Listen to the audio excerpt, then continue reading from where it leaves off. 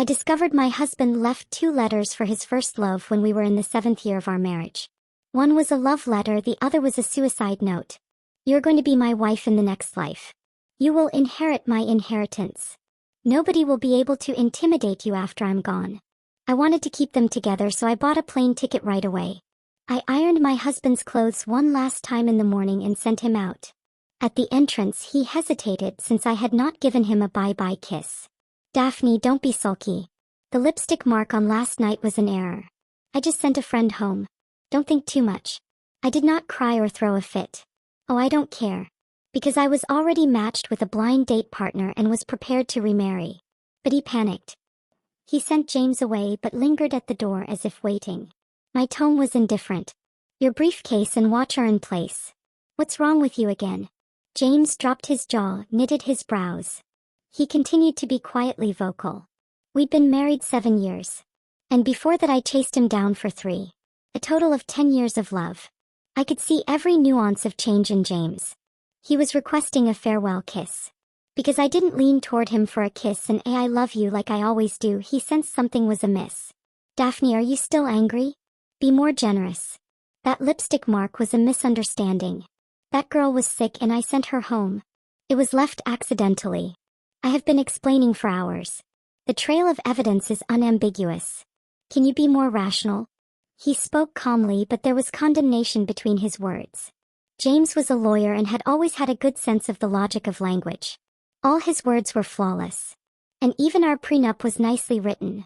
He would not do me wrong nor play favoritism. Last night it was because of that scented suit jacket that I cried and screamed. I had pressed it for him that morning, no wrinkle left untouched. I got many iron burns on my fingers learning to iron like this. They were wrinkled and ugly. But by evening someone else's kiss clung to his jacket. I knew the color and the taste of lipstick stains. It was the favorite of his first love. When we first started dating, James would pick me up perfumes and cosmetics as a favor. I'm so touched. I thought this is lifetime. Very faint, I didn't enjoy the color and taste at all. But it was his idea, wasn't it? I requested if we could switch to a different type.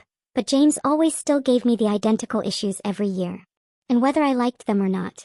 I later learned that he was, in fact, buying them for his first love. Giving them to her was the real deal and giving them to me was just a bonus. I believe you, okay? I looked at my empty finger. I had removed the ring the night before. It left a red circle on my index finger where the ring was snug. Would James notice?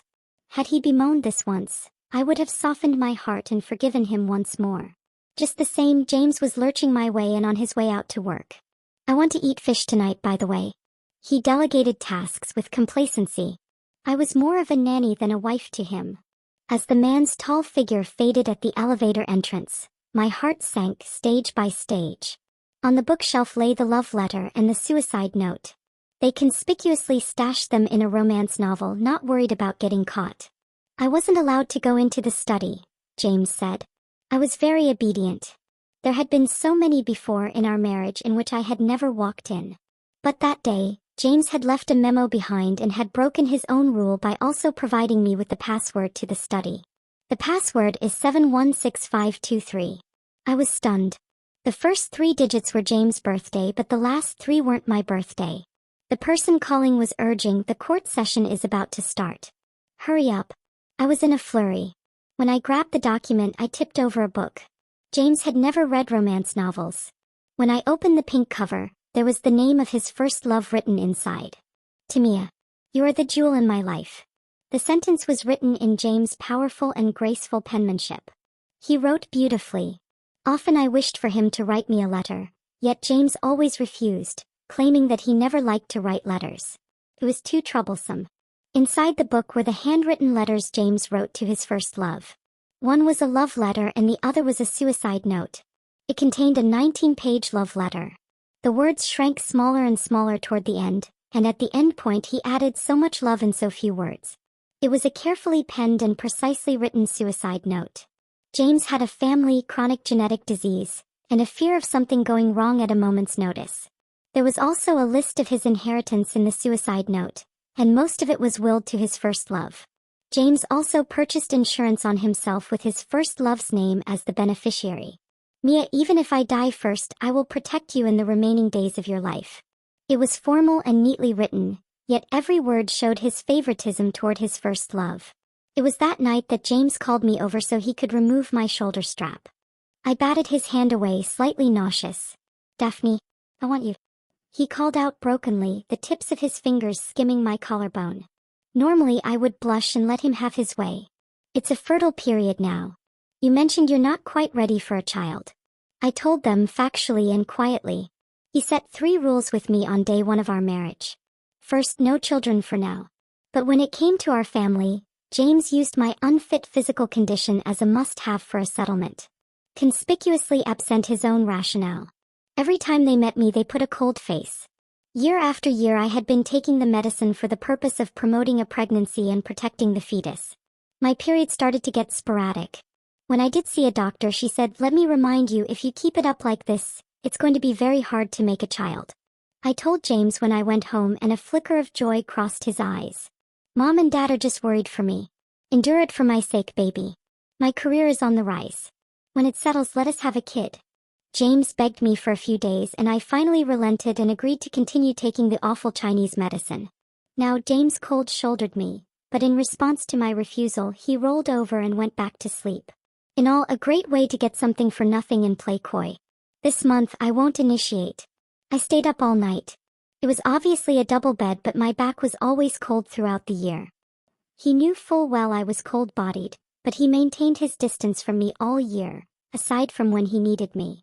I pulled out my phone and bought a one-way ticket back home. I sent a message to my mom. "Mom, I'm going to remarry. Be my matchmaker for a blind date partner." She immediately agreed. "Good girl, you just dealt with that ungrateful scumbag." Wait, Mom has a wide network. I knew he had a first love before I met him.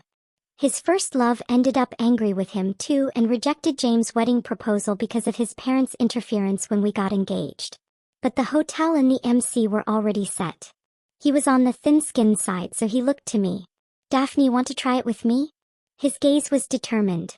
He didn't even bend one knee, gazing down at me. Because James knew I would never say no to him. After all, I had pursued him for 3 years. That day I gave up my overseas job, put on a veil right away and got married in a hurry. Everybody around me said I finally got James after 3 years. I always considered myself lucky to score this deal. James was attractive and came from an affluent family. In the years following their marriage, his law firm had offices across Shanghai. When we went out, people would call me Mrs. James. The following day, I gleefully sat in the parking lot waiting for him, holding a pregnancy test stick. His career was secure now, and a child would be the cherry on top. The car absolutely parked in its parking, and lo, the windows were wound up. I rapped on the car window sweetly, pressed my face up against it and said, "Mr. Congratulations, James, you're going to be a father." But James was opening the car window before the car drowned, and the car was full of the smell of what we are familiar. It was light, but yet it was red on my eye. His first love sat in the passenger seat with red-rimmed eyes. And her lipstick was carelessly smeared as if she had been kissed. "I'm sorry, sister-in-law." I forced myself on James. "I am heartbroken and lost my filter. You don't mind, do you?" Gentle, her back to James, but the corners of her mouth curled up around an eye curve.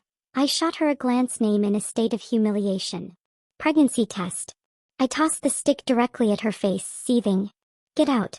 Is this how your folks raised you to be a mistress?" But James lifted a hand and slapped me. I heard a ringing in my ears and my right earlobe hurt a lot. The earring he bought me fell away along with a chunk of meat and blood. I covered my face in a panic and fell to the ground. A tingling pain in my lower abdomen spread like waves of the sea. He looked at my blood, my shot face, prepared in shock but still spoke righteously. "You've gone too far, Daphne. You clearly realize, but Mia comes from a single-parent family. I despise it when people rub salt in others' wounds. How could you be so vicious?" My stomach hurt so much I curled up and begged James to take me to the hospital. "I'm pregnant." "Hurry up, husband."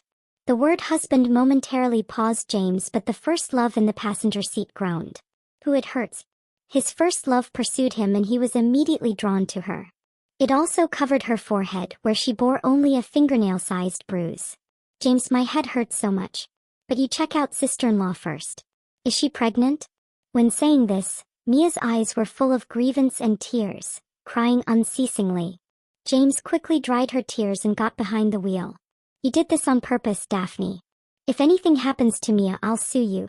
My husband, a lawyer with 100% win rate glaring at and told me he would sue me because his first love. Husband, I'm pregnant. James frowned. Pregnancy has no exempt practice aspect. You're not that delicate. Stop pretending. Have some self-respect. The vehicle sped away after the incident. Later I lost the baby. But James stayed with me for a month, sleeping beside my bed day and night, feeding me healthy porridge, persuading me to seek treatment and even helping me shower. The proud son of heaven was willing to abase himself. Everyone also told me that men are always wrong and I should forgive him. I softened my heart again. Fresh out of the institution, he wrote me a promise letter, where he swore he would never let me get hurt even just a little. Daphne, I'm traditional. You're the one for me in this life. And Mia is simply a friend of mine. As I was tossing away the last bit of garbage, the news broke that James had gotten into a brawl with others. The pictures of James and I all were tossed out. There too were couple-style clothes and handmade everlasting flowers. I used to love them so much. Only now I saw they were merely weak and worthless trash. My husband, James, declined to wear the couple-style clothes I bought for him, deeming them below his dignity. But there had always been a pair of wristwatches in the wardrobe. His was the men's one and the women's one I'd seen on his first love. Sister-in-law, come quickly. In the parking lot, James is going at it with someone. His forehead is bloody and his fingers are hurt too. As a lawyer, he enjoyed a good reputation and rarely clashed with others. Even when someone would cut him off on the road, he would write down the license plate number and report it silently, never getting his hands dirty. He was cool and collected. He dealt with even my car accident in the same way, never letting his expression change. At first, I was attracted to his rationality and level-headedness. And now all I hated was his calmness. Because he could lose his head for another woman, but he was way too rational in front of me. I held the phone in one hand, tilting my head to free up my other one to cut my lucky bamboo slowly. This was a plant I had tended for 7 years, since climbing thousands of steps to the most efficacious temple to pray for him. I started disassembling the piece of furniture piece by piece and jamming it into the trash can.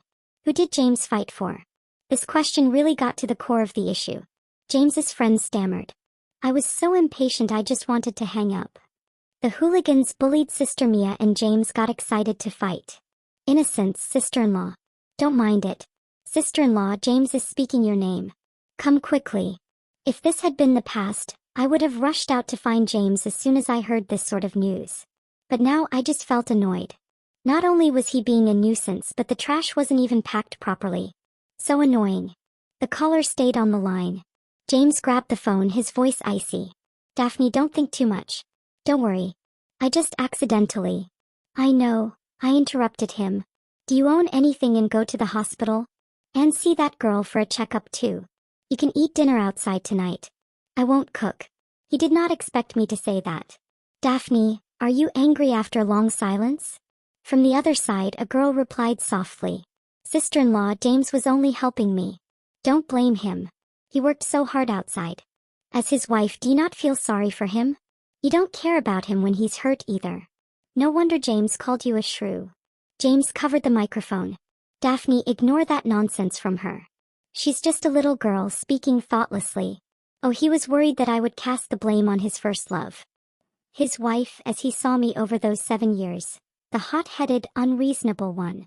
I said into the other end of the phone, your husband stood up for another woman, got his skull cracked and bleeding and even his career ready to give it up.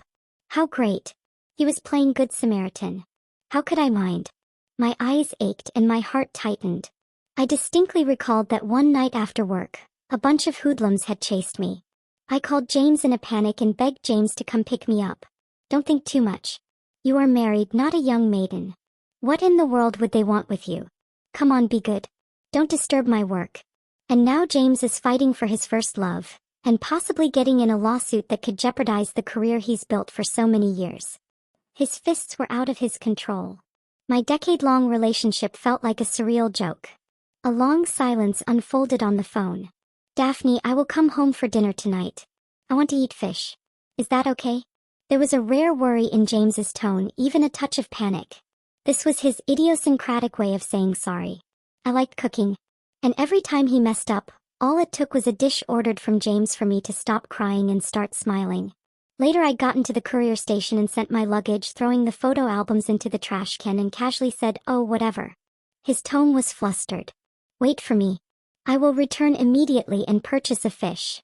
When he arrived home, the meal awaited him at the table. I prepared the final dinner methodically and I spent a whole afternoon making it. All the ingredients were top-notched. James, his head wrapped in a bandage, was holding a fish and sat down at the dining table dazed. He took forever to come up with a compliment. "You cooked very fast tonight. First, we're putting this fish in the fridge. I'll try cooking it tomorrow." "Yeah." He reached for the largest chunk of fish and placed it in my bowl. "Daphne, you've worked hard. Eat this first." I calmly threw the fish away. "Thanks. I don't like fish." I had always hated fish but put up with it to cook for James. I didn't want to pretend anymore. James paled and his voice was ragged. "Okay, I admit I got a little impulsive today. I'm sorry. But I'm a grown man. How could I stand by and watch a woman being bullied?" "Daphne, you're so kind. You surely can't be so petty." "I'm kind. That's why I'm letting go and leaving, to make way for you two lovebirds to be together." And at that moment a cursory phone call was made. Since it was his own brother's phone number, James turned himself to the speaker and spoke with an unhappy tone. "Sup? I'm having dinner with my wife." His dear brother was even more impatient. "Brother, that group of people from this morning cornered Mia. They have been frightened off, but she was so frightened she has been crying uncontrollably.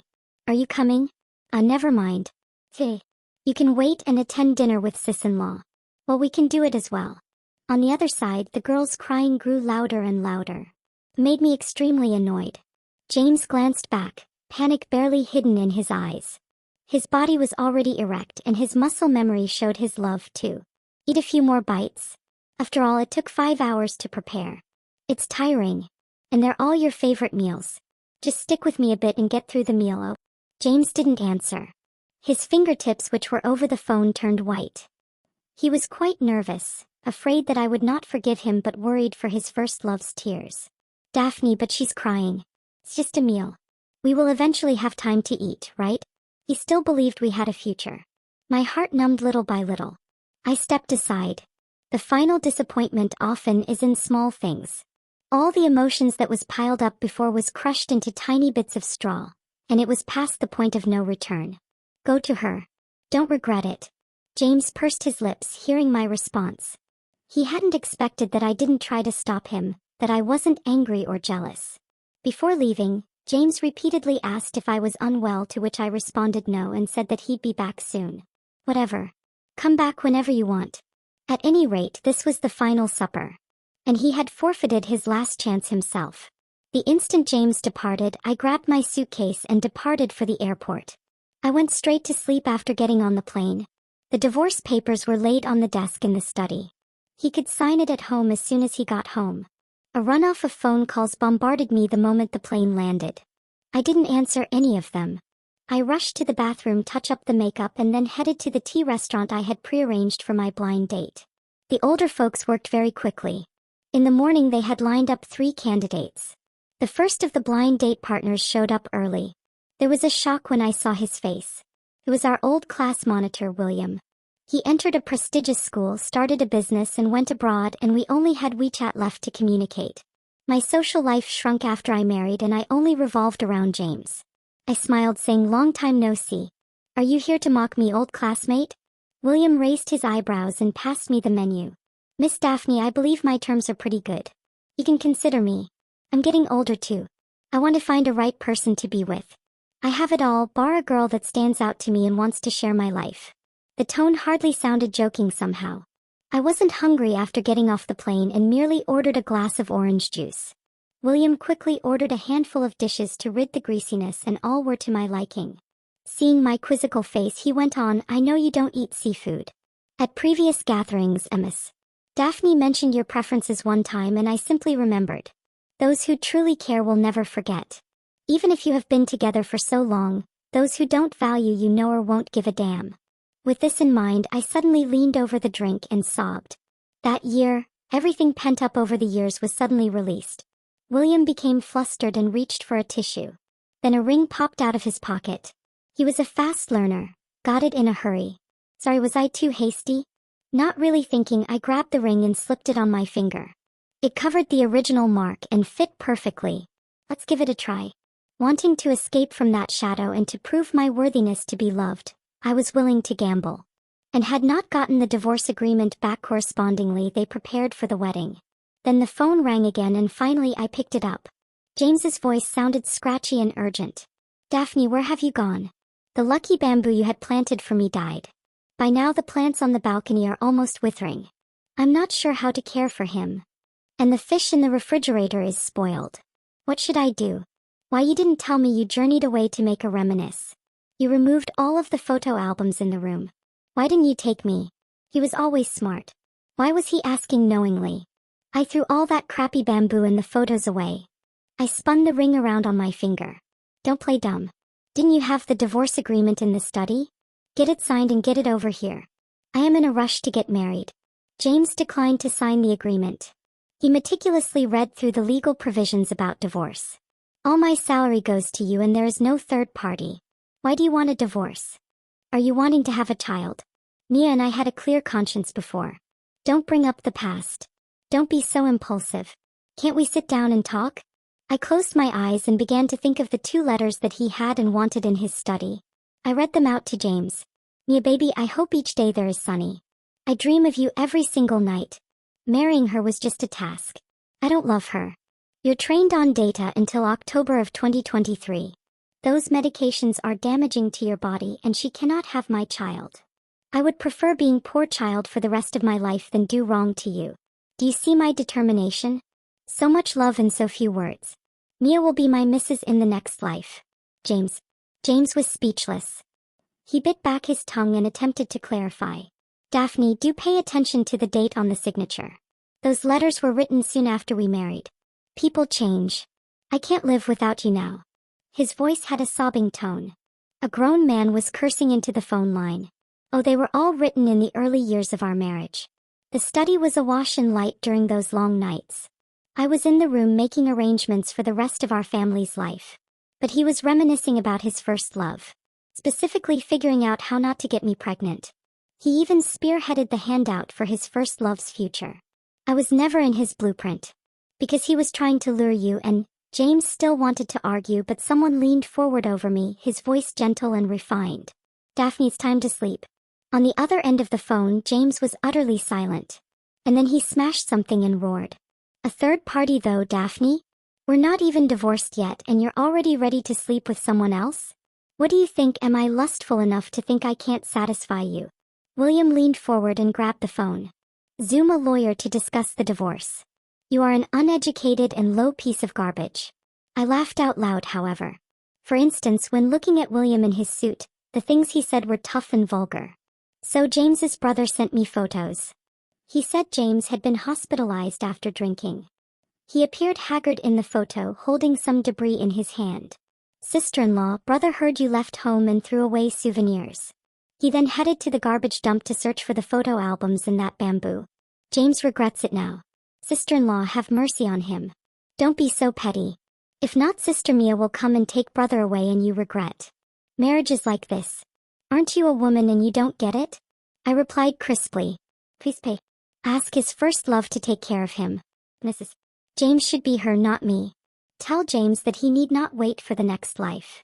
I will give them what they want in this life. The man on the bed heard the sound and opened his eyes in disbelief. James rolled out of bed and attempted to take his brother's phone away, but I had already turned off the video with a click. I lay back and reached for my slowly swelling belly, surprised. Last week, William took me to go wedding dress shopping. He thought my waist slender and he cooked himself to make up my nutrition. What life have you been living for these years? You're almost a pile of skin and bones. The doctor told me that, apart from taking the medicine on time, you should soak your feet every day for conditioning to make it a regular menstruation. Then he brought a basin to soak my feet in and reached for my shoes to take them off. I was accustomed to looking after James. It was the first time a man had ever tended to my needs like this. I tensed up all over. My hands went automatically to William's shoulders. You have broad, strong shoulders I can grip. Are we progressing too fast? He paid close attention to my ankles. We're not young anymore. This slow progress is galling to many. In other words, how do we compensate for the years we lost? Oh, and I hired a famed attorney to handle your divorce suit. I nonchalantly inquired about the name. He's quite well known. Called today from the law firm in Shanghai. I did not expect to see James at the cocktail party. His female companion being his first love. Mia saw me at a glance. Isn't this sister-in-law? You're here even before getting divorced, looking to catch rich? James missed you so much and had searched for you for so long and was so worried about you. I feel sorry for him. James's gaze landed on me, his lips compressed, and he said nothing. Realizing that the ring on my finger was switched. His pale lips quivered, yet he did not speak. Mia sized up my clothes. Like you actually did manage to catch a man? You are wearing all luxury label clothes. James has recently made a major business venture. His career is going to be even better. Don't you regret it? Do you know about this boss's lawsuit, William?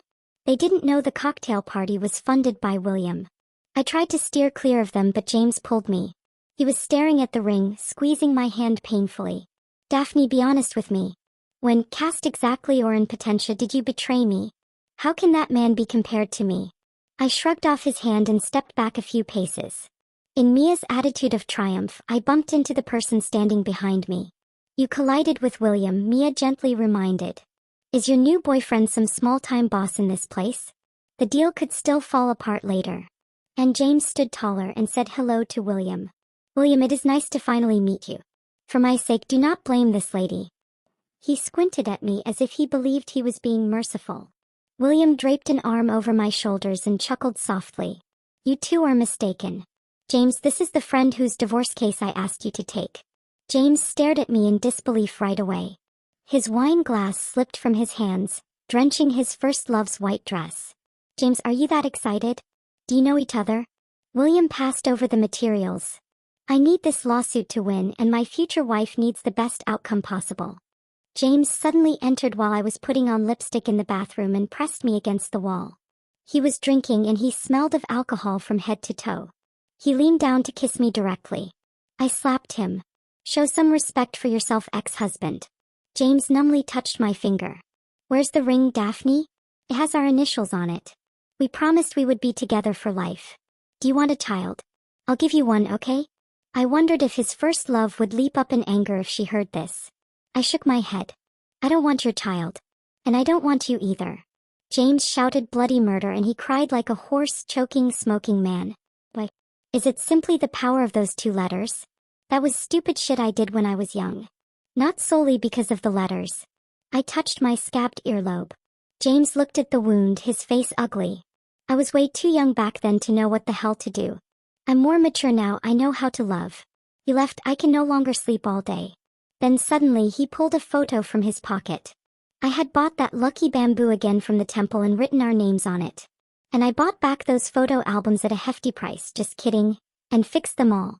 I even had someone teach me how to make your favorite dishes. The me of yesteryear would have placated and forgiven him immediately due to the emotional gravity of that. Love is like this. To love when you no longer long for it. I sighed. James, stop making a scene. This is not decent. I've lost my wife. What do I care about face? Daphne, how cruel you are. Can't you love me again? His first love, standing next to him, looked appalled when the security guards dragged him out. I also had no desire to pay attention. I just wanted to end the actual relationship cleanly. So disgusting that you are harassed by someone you do not like. James torched the house and crawled back inside, refusing to emerge. Waking me up in the middle of the night, his good brother urged me to go save him. To ensure I wasn't to be blamed for a life, I sped to the house. That was when I saw that he was rescued by the firefighters. All black, and in his hand he was carrying a pot of broken dirt. Daphne, you're here. Our home is gone. But I kept all the flowers and plants you love. His breath stank of alcohol and he accidentally dropped the flower pot on the ground. The crazy James became more delirious. He lay on the soil on the ground and cried out. All I wanted to do was reheat the food. I'll preserve the last supper you baked in the icebox. Can we not get divorced? Please. He wailed like a boy with no control, no cool. That face already bore the marks of age, not the sprightly visage I chased. I felt no love at all in my heart, only annoyance. I ended with a single sentence, hop to it and finish the divorce. As per the contract in your suicide note, I do not need any of the family property. He was also on completely panic mode and held the hem of my dress. I can break the contract. It won't have legal effect. Everything can be changed. I pried his hand open. Contracts could change and feelings could change too. Don't be unreasonable. James fell to the ground. All the furniture we had chosen together behind him had burned to ash, gone. The split was surprisingly not fraught. William said nothing and commended my ex-husband on his sensibleness. James clutched the divorce certificate and stood silently at the door. He looked terrible. He'd even gotten the buttoning of his suit wrong. His face had bruises like he had fought with someone. I will always wait for you, Daphne. I'll learn more until you love me again. William next to me held up our marriage certificate. They can never compare above me, be it in any way. I last saw James in the city's legal newspaper. His name sank in a false lawsuit. After losing control of his feelings, James the First Heard was hospitalized. His family inherited genetic disease coincidentally flared up. She never came to visit him after the fire. Only the brothers occasionally sent me photos to harass me, and asked me to go with him for the last part of his life for our old relationship.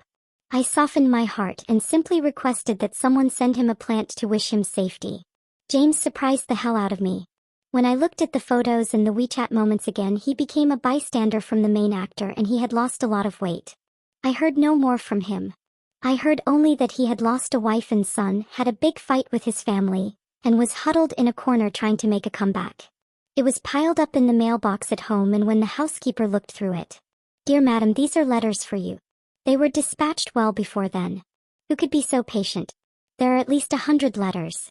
They were all written in neat writing on the book covers. It was James. I looked at them and said, throw them in the trash. Undo any correspondence with strangers in the future.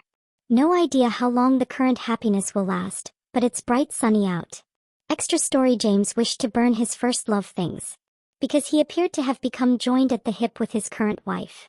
While their marriage was born out of family pressure, after 7 years of sleeping in the same bed, even a dog would get feelings. Daphne didn't kiss him goodbye this morning as she usually did when they left the house. Just as he was preparing to leave, he felt a void in his heart. He waited at the entrance, wanting to believe that she had simply forgotten to play for a moment. But Daphne quietly began to do the housework and told him to leave home early for work. I want to eat fish. The kind of smile that Daphne could put on him was what he was so looking forward to, because every time he ordered a particular dish, his wife would just have that smile on and get busy in the kitchen. She loved cooking and displaying her skills. For a housewife, this was the highest honor. Daphne didn't even bother to raise her eyebrows and casually agreed. What was going on? James was just not himself all day. The man overlooked a few important signposts in the documents in front of him. He wished to call his wife at home but did not know what they would talk about. In any case, Daphne adored him. What was there to fear? His brother said his first love was at stake. After all, it was a girl he had liked once. James wanted to report to his wife at home before setting off. But the situation was urgent. Daphne would forgive him as long as he brought something back to bribe her. But this time James got scared. His wife at the other end of the phone did not blame him. Instead, she told him to send his great love home and take care of her. Whatever you want. After so many years of being married, even if his wife had a high fever, she wouldn't be so perfunctory to him. Daphne would cry and make a scene, begging him to return home every time an incident concerning his first true love took place. Why wasn't she jealous this time around? James went home and soothed his wife after telling his brother to care for his first love. James, a woman has to be slightly jealous to love you more. Mia quietly explained to him, I'm a woman, so obviously I know women. Last time I incidentally marked your coat. Wasn't the sister-in-law then getting all the more jealous? That's right. Daphne seemed quite fond of him. So he wandered out around the vegetable market a few times before slowly making his way home. As expected, his brothers called to kick the relationship between him and Daphne. If she begged him to stay one more time, he would. James smiled with a bit of confidence, just as Daphne was going to plead for him to have dinner again. But she didn't say anything. She just moved aside. Go ahead. Don't regret it. Wish you had dined with her? He laughed to himself. 3 meals a day, more than 1,000 meals a year. What did it matter if he missed one anyway? She was definitely jealous. James didn't want to go, but he couldn't think of a reason to stay, so he picked up his coat and walked out the door. He didn't go in search of his first love. He paced around the garden. James was passing by a flower shop when he thought for a while but couldn't tell what kind of flowers Daphne liked. Dear sir, purchasing flowers for your spouse? What is her favorite color and scent? James was silent. Pick the most expensive ones. He felt a bit guilty. The balcony was filled with green plants and flowers. He honestly hadn't paid attention to what his wife played. When he returned home, there was no difference in the house. It was just too clean. From Daphne's life, there was no trace. James flung the flowers away and bypassed every room. The more he searched, the more panicked he grew. His hands picked up the phone over shaking fingers, but it was in an unreachable condition.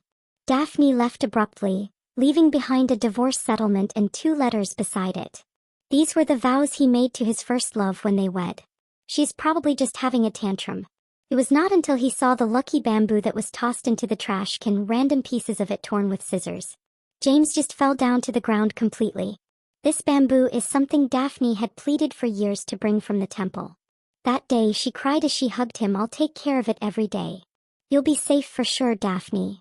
Now all her precious bamboo was with kitchen waste. How could Daphne stand to do this? How dare she throw it away? You might have the wrong end of the stick. James didn't mind getting dirty, and picked it out and cleaned it and put it in his arms. He was unable to reach his wife's phone. No matter how hard he tried to play a victim, Daphne didn't even look his way. James was distracted when he took over the lawsuit at the behest of Williams Group. It was a big transactional deal after all, with some transactions for favors. My man opposite said something like, "James, you have to do a real job of managing this lawsuit. This client happens to be my future wife. She spent her youth on her ex-husband. I think it's a pity. She ought not have to be with someone like that." James's mind turned suddenly to his own wife. It turned out he was this awful ex-husband. He was like a shrew that kept making a fuss outside Daphne's door. But she no longer cared about his wounds, and her eyes were devoid of memory. It was all over. On the night he got drunk one too many, the night James burned down the house, taking with it all traces of his life with Daphne. When the firefighters pulled him from the house, he had only a handful of ashes in his hand. Hoping his wife would have pity on him taking him in, Daphne merely discussed divorce. Even in the ICU, Daphne wouldn't come visit. It was his turn this time to cling to the past and be a jealous husband. When Daphne married again, James shadowed her on the wedding day. The venue had no place for him, so he secretly peeked from a distance to check if she was happy. In the weeks following losing his job and looking for jobs, James would continue to demand a letter get sent to his home every week addressed to Daphne's home. But he never got a response. The man at the post office asked him little by little, "How many letters have you sent?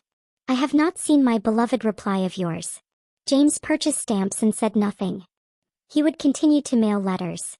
Perhaps one day Daphne would fall in love with him again.